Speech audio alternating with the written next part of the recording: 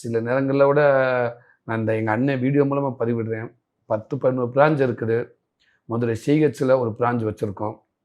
அந்த பிரான்ச்சை மாதத்துக்கு ஒருக்கா 40 நாளைக்கு ஒருக்கா அது விலை அதிகம், சாப்பாடு சரியில்லை, அது இல்லை, கவர்மெண்ட் இடத்த உள்ளே ஆக்கிரமிச்சிருக்காங்க, ஏதோதோ ஒன்று. சில இந்த வியாபார போட்டியில் இத்தனை ஹோட்டலுங்க இருக்கிறப்ப இது இவங்களுடைய வளர்ச்சி தங்கமாக கால் பண்ணுச்சுல சில பேர் அவங்க யாருன்னு எனக்கு தெரியும்.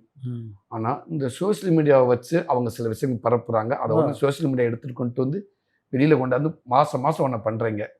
ஒன்றே ஒன்று உங்ககிட்ட சொல்கிறேன்.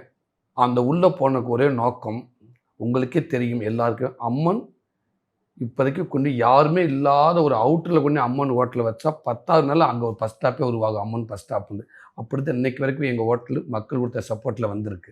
குடும்பமே அப்படி உழைக்கிறோம்.